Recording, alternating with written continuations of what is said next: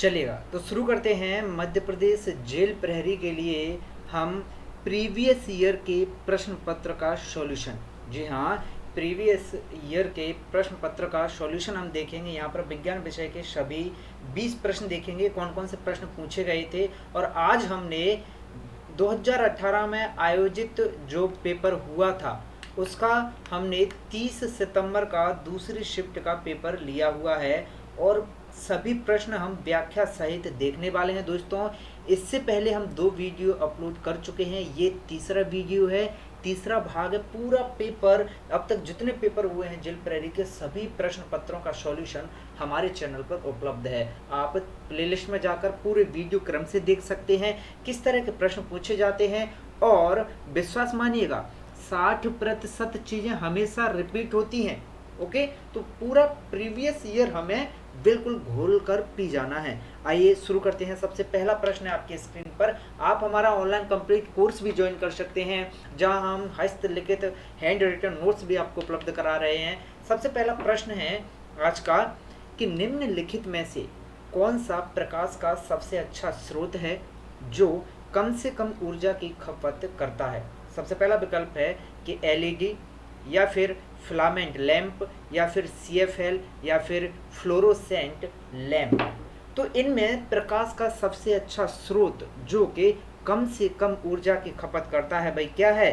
LED। Okay, जो कि आजकल घरों में यूज होती हैं LED। क्या फिलामेंट लैंप आप लोग घरों में लगाते हैं? या CFL को सभी लोग भूल गए जब से क्या है LED बल्ब आए हुए हैं, क्योंकि ये क्या है उसकी तुलना में भी कम खपत करते हैं और प्रकाश का सबसे अच्छा जो है स्रोत भी होता है। आगे बढ़ते हैं, अगला प्रश्न है आपकी स्क्रीन पर, लेकिन उससे पहले थोड़ा डिटेल देख लेते हैं क्योंकि हम व्याख्या जरूर देखते हैं, चीज़ों की हम व्याख्या जरूर देखते हैं। और PDF अब आप हमारे एप्लीकेशन पर प्राप्त कर सकते हैं या व्हाट्सएप ग्रुप ज्वाइन कर लें। देखिएगा LED का फुल फॉर्म क्या होता है साइंस का, या हमारा एक ये प्रश्न बन जाता है। LED का फुल फॉर्म होता है लाइट एमिटिंग डायोड। क्या? Light emitting diode. यह एक ऐसी युक्ति होती है जो कि बहुत ही कम ऊर्जा में प्रकाशित हो जाती है, अर्थात इससे ऊर्जा की खपत काफ़ी कम होती है। Okay, is that clear? तो LED का फुल फॉर्म आपको याद रखना है लाइट एमिटिंग डायोड। ओके, आगे बढ़ते हैं। अगला प्रश्न है, दूसरा प्रश्न क्या पूछा था भाई कि गंभीर बीमारियों पर लागू होने वाले लक्षणों की पहचान आपको करनी है। सबसे पहला विकल्प कि रिकवरी धीमी होती है जो गंभीर बीमारियां होती हैं उनमें, और या फिर दूसरा है कि सामान्य स्वास्थ्य पर कोई बड़ा प्रभाव नहीं पड़ता है। तीसरा विकल्प है कि गंभीर बीमारियों के परिणाम स्वरूप मृत्यु हो जाती है। चौथा विकल्प है कि ये बीमारियां जो हैं वे लंबे समय तक चलती हैं। तो इसका सही जवाब है विकल्प बी कि सामान्य स्वास्थ्य पर कोई प्रभाव नहीं पड़ता है। विकल्प बी इसका सही जवाब है। अगला प्रश्न है, लेकिन उससे पहले डिटेल देखते हैं भाई इस प्रश्न के बारे में। देखिएगा, ये ऐसी बीमारियां जो कि जो गंभीर बीमारियां होती हैं सामान्य रूप से, जो फिर कम समय के लिए जो बीमारियां होती हैं तथा इनको ठीक करना आसान होता है। क्या समझे? जो बीमारियां कम समय के लिए होती हैं उनको क्या ठीक करना आसान होता है, लेकिन जो गंभीर बीमारियां होती हैं उनका क्या भाई सामान्य स्वास्थ्य पर कोई विशेष प्रभाव नहीं पड़ता है। ओके, आगे बढ़ते हैं। क्योंकि इनके पैथोजेंस के DNA को किल करना आसान होता है जो बीमारियां कम समय के लिए होती हैं, और ये ठीक करने पर कोई आफ्टर इफेक्ट नहीं छोड़ती हैं। आगे बढ़ते हैं। अगला प्रश्न है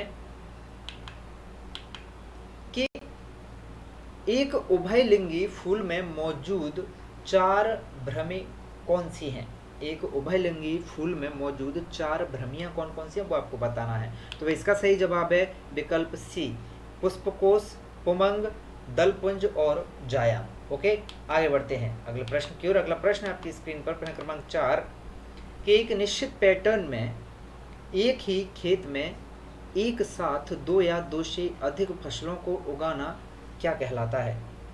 तो एक निश्चित पैटर्न में एक ही खेत में एक साथ 2 या 2 से अधिक फसलों को उगाना कहलाता है अंतर फसल, अर्थात इंटर क्रॉपिंग। ओके, विकल्प डी इसका सही जवाब है। आगे बढ़ते हैं, इसका बिल्कुल डिटेल देखते हैं थोड़ा। देखिएगा, अंतर फसल, इसमें हम एक ही समय में एक ही खेत में एक साथ 2 या 2 से अधिक फसलों को उगा सकते हैं। क्या कहलाता है अंतर फसल? अंतर फसल भैया एक ही समय में हम एक ही खेत में एक साथ दो या दो से अधिक फसलों को क्या है उगा सकते हैं, वो क्या है अंतर फसल या फिर इंटरक्रॉपिंग कहलाता है। अगला प्रश्न है कि निम्नलिखित में से कौन सा द्विपार्श्व सममित जीव है? हाइड्रा, साइकोन, तारामीन या स्टारफिश, केंचुआ। तो भाई द्विपार्श्व सममिति जीव है कौन सा? केंचुआ। ओके, विकल्प डी इसका सही जवाब है। आगे बढ़ते हैं, देखिएगा केंचुआ भाई द्विपार्श्व सममिति जीव क्यों है बताइएगा। भाई ये इसलिए है क्योंकि इसे बीच में से काटकर दो बराबर भागों में बांटा जा सकता है। ओके, इसे काटकर दो बराबर भागों में बांट सकते हैं, दो बराबर भाग इसके कर सकते हैं। अगला प्रश्न है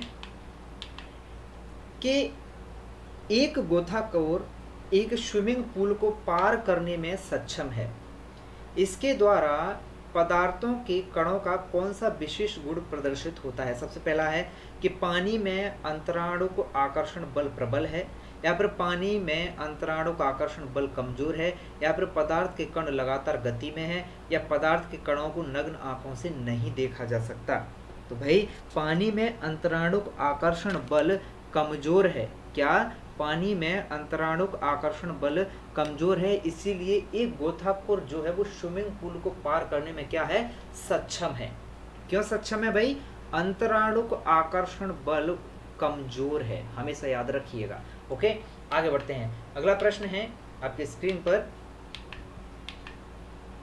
वाहन के पश्च दृष्टि या रियरव्य मिरर को निर्मित करना चाहिए।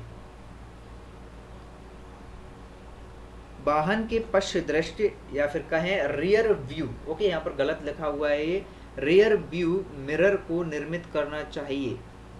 तो वाहन के पश्च दृष्टि या रियर व्यू मिरर को निर्मित करना चाहिए भाई छोटे, आभासी और सीधे प्रतिबिंब के रूप में। ओके, कैसे?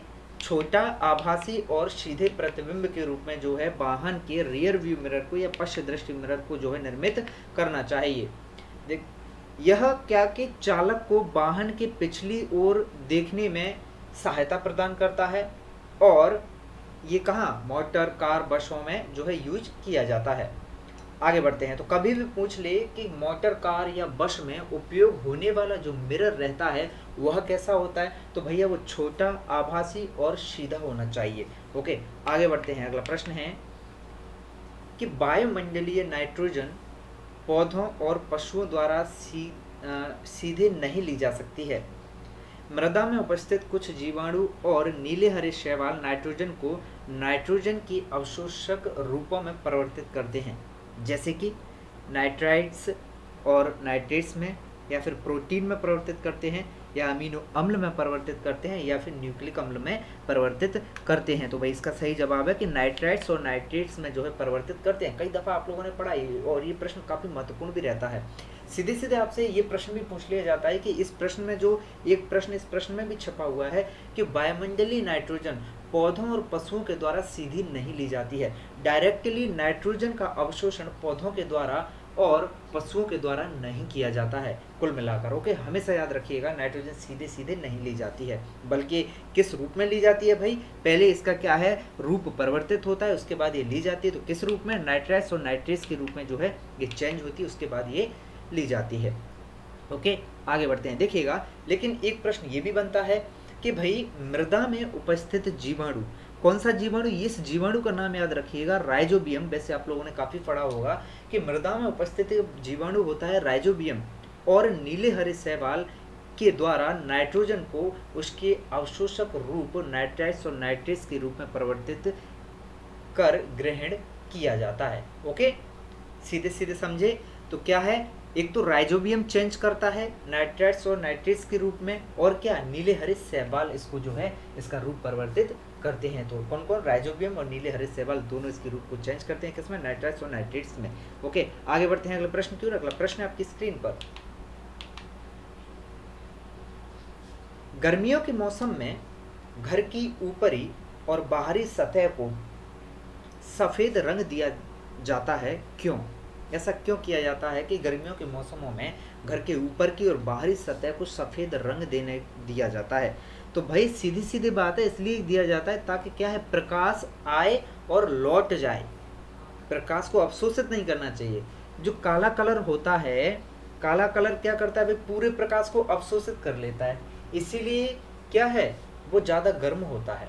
ओके, और जो सफ़ेद रहता है वो क्या है, पूरे प्रकाश को परावर्तित कर देता है, लौटा देता है, इसीलिए क्या है, ऊष्मा का एब्जॉर्ब नहीं हो पाता है और क्या है, अधिक गर्म चीज़ें नहीं हो पाती। इसीलिए गर्मियों में आपने देखा होगा लोग अक्सर क्या है, वाइट शर्ट पहनना ज़्यादा पसंद करते हैं। वो पसंद नहीं करते हैं भाई कि कलर अच्छा लगता है, नहीं, वाइट शर्ट पहनने से अगर धूप में आप निकल रहे हो तो क्या है, प्रकाश जो है लाइट को एब्जॉर्ब नहीं करेगा। ओके, तो सफ़ेद सतह अधिक ऊष्मा ऊर्जा को क्या है, परावर्तित कर देती है और कम ऊष्मा ऊर्जा जो है अवशोषित करती है। आगे बढ़ते हैं सीधे अगले प्रश्न की ओर। कुछ नहीं है इसकी व्याख्या में, कुछ भी नहीं है, जो मैंने पूरा अब तक बोला था वो ये और कुछ नहीं। चलिए आगे बढ़ते हैं सीधे। अगला प्रश्न है कि कार्बोहाइड्रेट, प्रोटीन और वसा का पाचन किसकी क्रिया से पूरा हो जाता है? तो भाई ये आंत्र रस की क्रिया से पूरा हो जाता है। क्या क्या? कार्बोहाइड्रेट, प्रोटीन और वसा का पाचन जो है वो आंत्र रस की क्रिया से पूरा हो जाता है। आगे बढ़ते हैं, अगला प्रश्न है आपकी स्क्रीन पर चलिएगा। आगे बढ़ते हैं, अगले प्रश्न पर जाते हैं सीधे सीधे। ये कुछ नहीं है, देखिएगा भाई, यह कि आंत में लाइपेज एंजाइम लिपिड का पाचन करेगा। प्रोटीन पहले स्टोमेक में डाइजेस्ट होगा, परंतु पूर्ण रूप से यह आंत में ट्रिप्सिन की मदद से डाइजेस्ट हो जाता है। कार्बोहाइड्रेट भी सक्सेस इंट्रिकस के द्वारा आंत में डाइजेस्ट होता है। कुछ कुछ यहाँ पर गलत है, मिसप्रिंट है, पूरा का पूरा ही लगभग मिसप्रिंट है, काफ़ी चीज़ें इसमें मिसप्रिंट है। ओके, चलेगा, ये छोड़िएगा, काफ़ी चीज़ें मिसप्रिंट हो सकती हैं इसमें। चलिएगा आगे बढ़ते हैं अगले प्रश्न को। अगला प्रश्न है, साइंस मेरा मतलब ये पोर्शन ठीक नहीं है भाई, बायो वाला।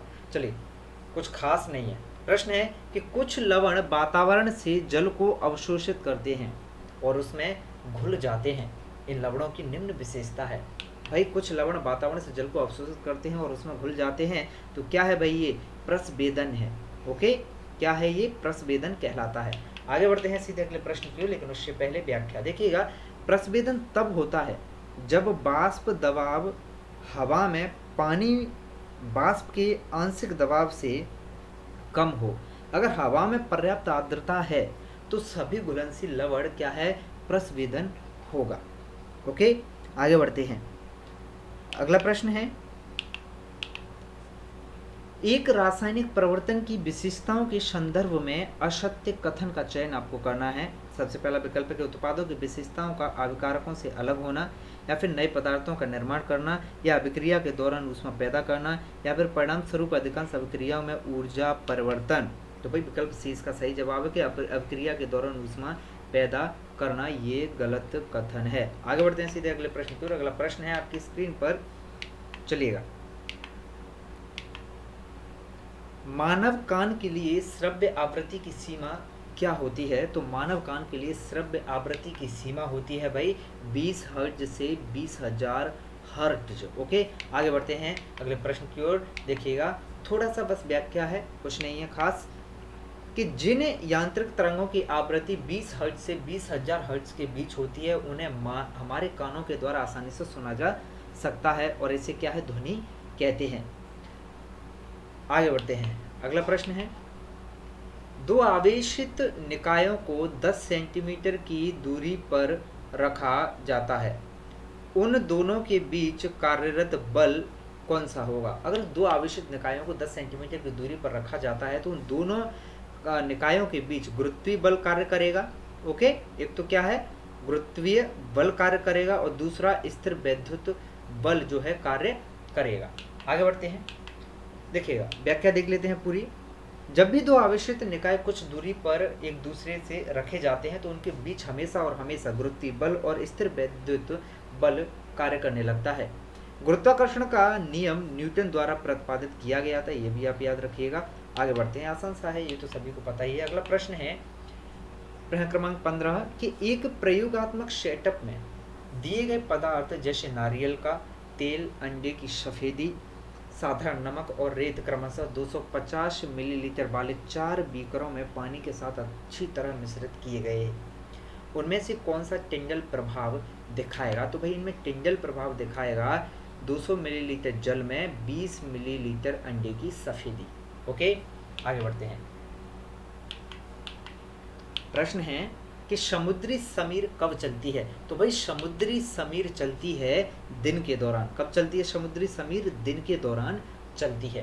अगला प्रश्न है, अगले प्रश्न पर चलते हैं, लेकिन उससे पहले व्याख्या देखिएगा। दिन के दौरान स्थल और समुद्र की तुलना में काफ़ी गर्म होता है। क्या है? दिन के दौरान स्थल समुद्र की तुलना में काफ़ी गर्म रहता है, इस प्रकार समुद्र पर काफ़ी दबाव पड़ता है।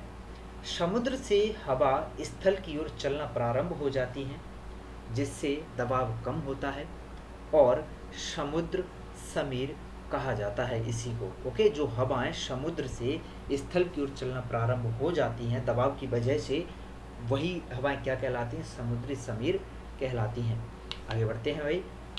प्रश्न है कि निम्नलिखित में से कौन सा एक सजातीय मिश्रण है? अच्छा प्रश्न है। तो भाई इनमें से एक सजातीय मिश्रण है पानी में चीनी। ओके, आगे बढ़ते हैं। प्रश्न क्रमांक 18 आपकी स्क्रीन पर है। दिया गया दूरी समय ग्राफ क्या दर्शाता है? यहाँ पर जो दूरी समय का ग्राफ दिया गया है ये क्या दर्शाता है भाई? ये टाइम की लाइन और ये डिस्टेंस की लाइन आप देख रहे हैं। अगर यहाँ डिस्टेंस है और ये टाइम है तो क्या है भाई? समय के साथ साथ डिस्टेंस क्या है? नियत बनी हुई है, कोई चेंजेस इसमें नहीं हो रहे। ओके, और डिस्टेंस में चेंजेस हो रहे होते तो इसका ग्राफ कुछ ऐसे होता। ओके, कुछ ऐसे होता। तो क्या है भाई? विश्राम पर एक निकाय, कोई निकाय है जो क्या है? विश्राम की स्थिति में है। समय तो देखिएगा बढ़ रहा है, समय इधर बढ़ रहा है, समय तो बढ़ेगा भाई, समय क्या रुक सकता है क्या? समय इधर बढ़ रहा है। ओके, लेकिन जो निकाय है उसने डिस्टेंस कितनी की है भाई? वही है, सेम वहीं रखा हुआ है, उसने डिस्टेंस नहीं तय करा। अगर डिस्टेंस तय करता तो ये ग्राफ क्या है? ऊपर इधर बढ़ता कहीं ना कहीं। ओके, आगे बढ़ते हैं। आसान सा प्रश्न था, इस विशेष स्टडी की आवश्यकता नहीं है। चलिए, प्रश्न है, सॉरी प्रश्न नहीं लिया है, उसी प्रश्न का यहाँ पर हमने व्याख्या ले रखा है। प्रश्न क्रमांक 19 आप बाद में देखेंगे पीडीएफ के द्वारा। ओके, पीडीएफ आपको दिया जाएगा हमारे एप्लीकेशन पर, पीडीएफ या व्हाट्सएप ग्रुप पर आपको पीडीएफ मिल जाएगा, वहाँ आप आसानी से पढ़ लेना प्रश्न क्रमांक 19 को। ओके, आगे बढ़ते हैं अगले प्रश्न की ओर सीधे। प्रश्न क्रमांक 20 अंतिम प्रश्न है। एक आयन X2+ में 18 इलेक्ट्रॉन और 20 न्यूट्रॉन होते हैं, तत्व का नाम आपको बताना है। तो भाई ये है कैल्शियम। ओके, क्या है? Calcium, Ca2 positive. ओके, चलेगा। तो इस क्लास के सभी प्रश्न समाप्त होते हैं और ये हमने लिया था जेल प्रहरी का प्रीवियस ईयर का एक पेपर। पूरा पेपर हमने देखा, 30 सितंबर का दूसरे शिफ्ट का पूरा पेपर था, कंप्लीट 20 प्रश्न देखे हमने। इसी तरह से प्रीवियस ईयर के सभी प्रश्न आपको व्याख्या सहित उपलब्ध कराए जाएंगे। आप तेज एजुकेशन के साथ बने रहें।